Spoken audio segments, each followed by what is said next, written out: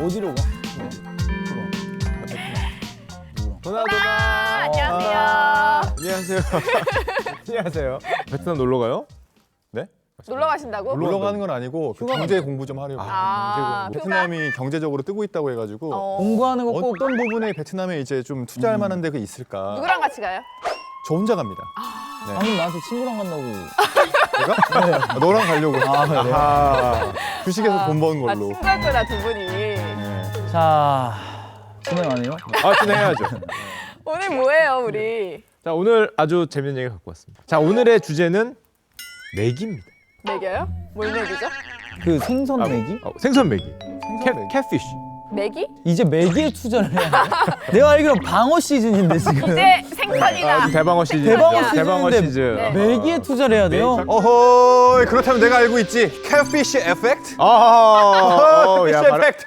아, 메기 메기 효과. 메기 효과. 뭔지 알죠? 뭐죠? 뭐죠? 미꾸라지들이 있는 어항에다가 메기를 넣으면은 걔네가 살기 위해서 더 생기가 이렇게 생기는 그런 효과. 여기에 만약에 다른 아나운서가 한 명이 더 오면은 김윤상 아나운서가 열심히 하는 거죠. 내가 살기 위해서? 살기 위해서. 메기 효과죠. 그쵸. 네. 아 근데 왜 장혜원 아나운서도 아나운서인데 왜? 장기현 씨는 원탑 아니에요, SBS? 제가 알기로 본부장님한테도 한 소리 한다고. 나는 본부장님한테 허리 90도로 인사하는. 자, 그래서 우리나라의 메기 효과를 가져온 가장 대표적인 기업이 최근에 하나 있었습니다. 시장이 막 침체되고 있었어. 근데 이 기업이 딱 들어오니까 5년 전에 갑자기 이 시장이 막 살아나면서 사람들의 관심이 막 생기고 쉑버거. 햄버거 시장. 네. 맞다. 진짜. 쉑버거. 그거 들어가고 수제버거집이 엄청 많이 생겼어요. 오, 괜찮다. 네. 다음 주제는 그걸로 해볼게요. 블루 커피 시장. 네. 분야가 어느 분야예요? 분야가 이런 분야입니다. 책상이요? 책상 하면 생각나는 기업. 한 허허, 갑자기 생각났다. 이케아. 이케아죠, 이케아. 자, 그때까지 우리나라 가구 시장이 어땠었냐면은 굉장히 좀 침체되고 조금 무거운 시장이었거든요. 우리나라 가구 시장에 이케아가 들어오면서 어떤 효과를 갖고 왔고 우리나라 가구 시장이 어떤 모습을 보이고 있는지를 오늘 아는 게 오늘의 주제가 되겠습니다. 자, 이케아가 우리나라 시장에 딱 들어왔어요. 이케아는 네. 정말 글로벌한 기업이잖아요. 매출액이 뭐 40조에 가까운 가구 최대 업체인데 우리나라 가구 시장에 어떤 반응을 보였을까? 일단 저렴하기 때문에 난리가 났겠죠. 그죠? 소비자는 난리가 났어요. 가구 기업들은 큰일 가구 났다. 기업들은 큰일 났다. 기업들도 난리 났죠. 난리 났죠. 우리 우리도 살아야 납치하겠다. 되는데. 살아야 되는데 우리 많은 미꾸라지라고 표현하면 뭐하지만 메기 효과에 따른 미꾸라지들이 굉장히 겁에 질리는 거예요. 자, 그게 이겁니다. 이케아가 온다 그러니까 2012년 기술이야. 초비상이다. 자, 우리나라 가구 시장 이제 어떡하냐. 얘네가 다 먹어버리는 거 아니냐. 이러면서 전부 다 바들바들 떨고 있었어요. 이케아가 실제로 어떻게 됐을까? 난리 들어온 났죠. 다음에. 우리나라에서 붐. 공룡이 됐잖아요. 우리나라에서 공룡이 됐다.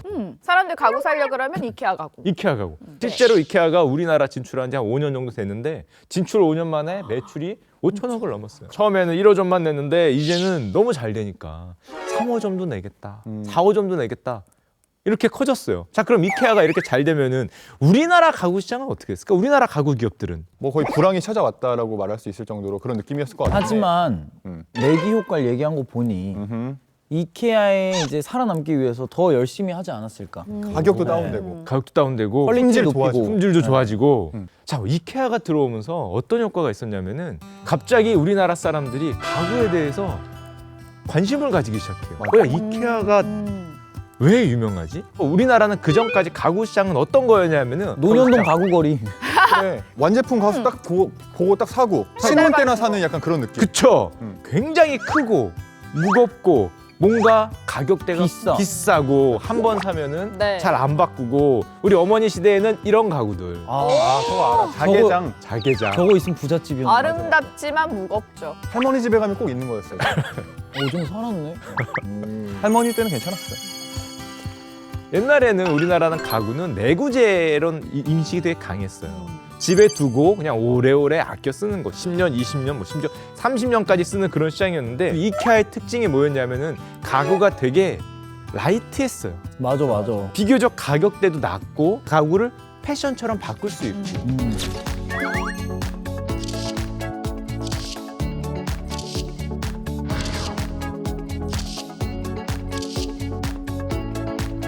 자, 이런 바람이 불면서 이케아가 무슨 단어를 일으켰냐? 홈 퍼니싱이라는 단어를 우리나라 국민들한테 널리 퍼뜨려줬어요. 가구도 패션이구나. 기분에 따라서 바꿀 수도 있고 이게 색깔이 마음에 안 들고 바꿀 수도 있고. 인식이 바뀐 지 얼마 안 된 것 그러니까. 같아요. 그렇죠. 라이트하게 그냥 이게 스탠드 등 같은 것도 사러 갔다 와서 하나 사갖고 오고 옷 같은 거 사듯이 갔다 올 수 있는 곳이 생긴 것 같아요 보면. 이런 효과가 있으니까 우리나라 사람들이 어떤 가구에 대한 인식 자체가 굉장히 올라가는 맞아. 효과를 가져왔습니다. 그러면 이케아의 전략은 뭐예요? 그냥 뭐 구두쇠 전략인가? 싸게. 생각해보면 단순하고 뭔가 저렴한 제품 같기도 하고. 사실 이케아가 그렇게 어떤 이미지 메이킹을 하는 데는 얘네 전략이 이유가 있습니다. 이케아의 창립자가 굉장히 유명한 사람인데요. 잉그바르 캄프라드라는 아저씨인데 이 아저씨가 그렇게 구두쇠로 유명했어요. 오. 그리고 세계에서 뭐 돈으로 치면은 10위권 내에 들어가는 뭐 아닐 때 5등 내에 들어가는 그런 부자인데 스크루지로 유명해요. 꼭 지하철 타고 다니고 비행기도 가장 저렴한 거 타고 뭐 휴지 여러 번 쓰고 뭐 이런 아저씨. 여러 번 쓰는 건 좀 그런데? 구두쇠 경영으로 굉장히 유명했어요. 경영을 어떻게 구두쇠로 해요? 돈을 안 줬나? 이 아저씨의 최고의 그 모토는 이겁니다. 가격을 낮춰라.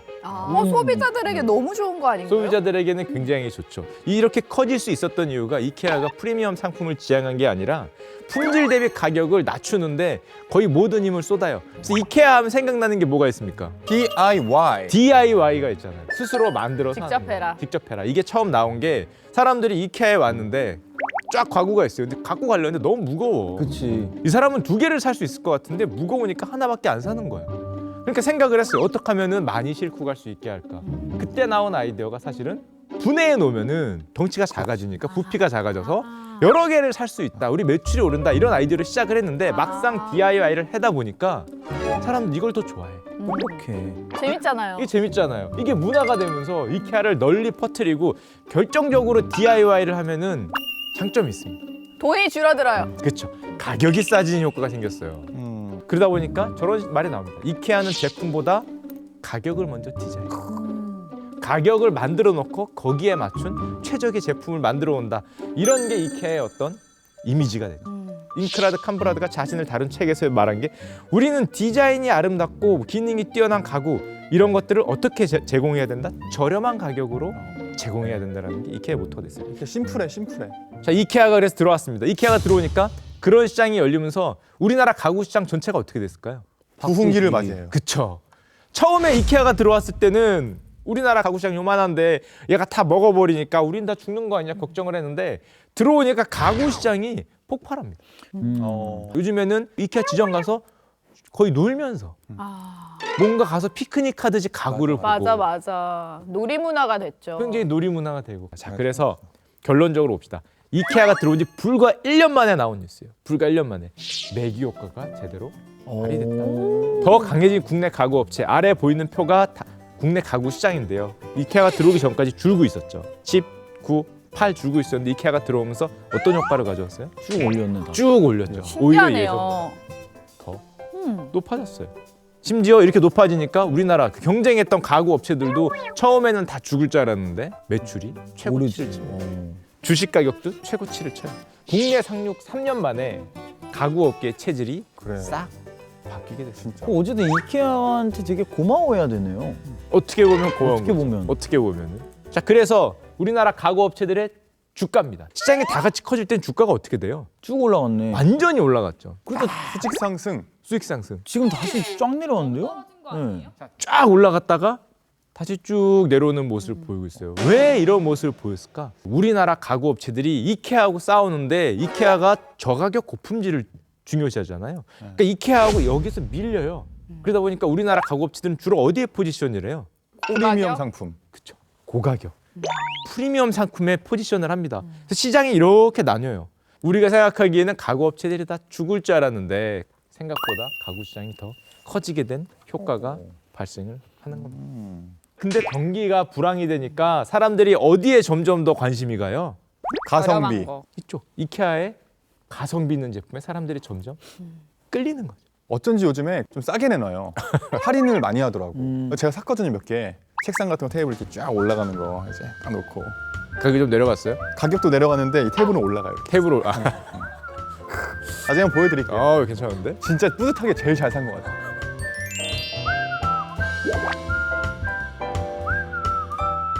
처음에는 다 같이 올라갔는데 결론은 나 홀로 성장한 이케아. 하필이면 프리미엄 제품 쪽에 많이 포지셔닝을 했다가 어려움을 겪는 거죠. 가구업계 빅3가 이제는 다시 불황 속에서 아이고. 재차 생존 경쟁을 하고 있다. 이런 뉴스가 2019년에 나오는 겁니다. 자, 그래서 우리나라는 결론적으로 결국에는 이케아만 커지고 나머지 지금 우리나라 가구 업체들이 어려워지고 있는데 우리나라에는 옆 나라에도 진출했습니다.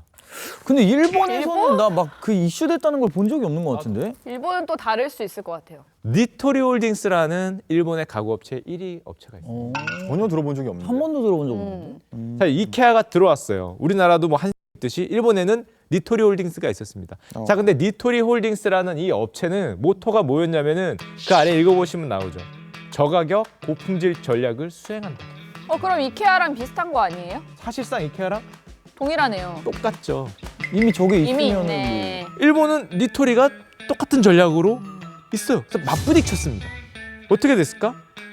와. 어떻게 됐을까? 그래, 이미 있었던 시장을 뚫는 게 쉽지 않았어요. 여기도 물론 매기 효과를 일으키면서 니토리도 각성을 하죠. 각성을 하면서 자기들의 필드에 오니까 가서 머리를 부딪혔는데 이케아가 결론적으로는 졌어요. 밀렸어요. 근데 이케아가 쉽게 지지 않았을 텐데 어떻게 졌죠? 니토리 같은 경우는 창업자의 모토 자체가 이케아하고 거의 비슷해요. 무조건 싸면서 좋은 거를 철저하게 추구하는데 이케아가 들어오니까 그게 더 강화됐죠. 더 강화되면서 이케아란 새로운 게 들어왔는데 일본 사람들이 느끼기에는 야, 니토리랑 다를 게 뭐가 있어? 그러니까요. 다를 게 뭐가 있어? 그럼 굳이 얘네를 뭐 바꾸거나 할 이유가 잘 없었죠. 이케아가 일본에 들어가서는 재미를 많이 못 봅니다. 그럼 우리나라를 생각해 봅시다. 우리나라는 정말 아쉬운 게 우리도 니토리 같은 그런 어떤 가성비 있는 제품들이 이케아하고 싸우면서 시장을 좀 이길 수 있었을 텐데 아쉬운 느낌이 좀 드는 건 사실이죠. 자, 여기까지가 가구인데요. 가구를 들었잖아요. 굉장히 비슷한 필드가 업종이 하나 더 있습니다. 가구랑 비슷한 가구랑 업종이요. 굉장히 침체되고 있어요. 그래서 뭔가 매기가 필요해. 뭔가 휘저어줬으면 좋겠어. 새로운 붐이 필요해. 홍보가 필요해. 예원 씨가 되게 좋아하실 것 같아요. 제가요? 그럼요. 스포츠? 책인가? 아나운서가 책 얘기하는데 너무 웃는 거 아니에요? 책인가? 예원 씨가 좋아할 만한 예원이가 진짜. 좋아할 만한. 뭐가 있지? 닭고기 업체. 야, 괜찮다. 고기 업체 아니야? 키 아닌가? 이게 있습니다. 바로 아, 꽃시장이 있어요. 자, 우리나라 그렇죠. 꽃시장이 어떻게 되고 있을까요? 침체되고 있죠. 왜냐면은 꽃을 사러 가는 사람들이 확실히 줄었다고 들었거든요. 완전 줄었지. 꽃 안 산지 너무 오래된 것 같은데. 옛날에 연애할 때나 뭐 그냥. 나 휴지 좀 꺼내줘. 어제 나 아니야? 휴지 좀 꺼내줘. 그저께? 콧물 닦게? 틱. 뭐야? 이거 뭐야? 이런 거. 이런 거 많이 했었지. 뒤에 나 저거 좀 꺼내줘. 아유 뭐야? 이런 거 많이 했었지. 아 진짜? 근데 이제 꽃시장이 왜 침체가 되는지 알 것 같습니다. 딘딘 때문이네요. 근처도 안 간다. 근처도. 자, 보시면은 앞에 있는 게 우리나라 화훼산업 추이라는 표입니다. 쭉 보시면은 파란색이 국내 화훼 판매액인데요. 2013년부터 쭉 내려가고 있죠. 7,300억 하다가 지금 5,600억까지 내려왔는데 꽃가게 위로 올라왔는데? 맞아. 오히려 올라가고 있어요. 아니 꽃가게 많이 생겨요. 꽃가게 많이 생기죠. 왜 그런 거예요? 이게 최악이죠, 사실은. 전체 시장 파이는 주는데 경쟁자만 늘었어. 정말 가슴 아프게도 아래 보시면 1인당 화훼 소비액거든요. 화훼 소비액. 중간에 보시면 맨 앞이 95년이에요. 쭉 올라가서 05년까지는 국민소득도 증가하고 화훼 시장이 증가합니다. 그러다가 2005년에 정점을 치고 어떻게 됐어요? 계속 떨어져. 쭉 내려왔어요. 2017년 기준으로 무려 1995년, 97년도하고 비슷한 수준으로 떨어졌어요. 근데 이게 사실 꽃이요. 선물 받으면 그땐 기분이 좋은데 사실 이걸 어떻게 처리해야 될까도 문제고 말리자니 뭐 드라이 플라워가 좋다는데 또 말리자니 또 애매하고 이런 게 너무 많아요. 잘 모르겠죠. 네. 그게 그런 말을 결국 반복을 해보면은 꽃에 대해서 우리가 잘 몰라요. 맞아. 이거를 뭐 가구 시장도 마찬가지였지만 꽃을 받으면 야 이거 어떻게 키워야 되지? 어떻게 보관해야 되지? 어떻게 말려야 되지? 야 이걸로 뭘 해야 되지? 여기에 대해서 사실상 인식이 비어있죠. 비어있어요. 이케아가 들어오기 전에 가구 시장하고 비슷하게 우리는 굉장히 특별한 날에만 기념하는 용도로 꽃을 준다 이렇게 인식에 박혀 있어요. 고달픈 우리 꽃. 그리고 방금 전에 말했지만 특별한 날에만 꽃을 쓴다는 말은 다른 말로 하면은 경조사에만 꽃이 들어간다. 맞아. 그러네. 맞아. 입학식 아니면 졸업식 이럴 결혼식, 때만. 장례식. 축하난, 화한 등 경조사용 꽃 소비가 전체의 80%. 그럴 것 같아. 전체 80%. 아, 이 얘기 들으니까 갑자기 딘딘 앨범에 수록돼 있는 아름다운 꽃이라는 노래가 생각이 나네요. 어떤 내용이죠? 지금 깔리고 있죠. 네. 아파요 그대 손끝이. 자 그러다 보니까 얘기한 거를 왜? 알아서 편집 좀 그냥 빼버려. 방송쟁이 다 됐어. 좀 받아줘요. 알겠습니다. 자, 방송 너무 잘해. 죄송합니다.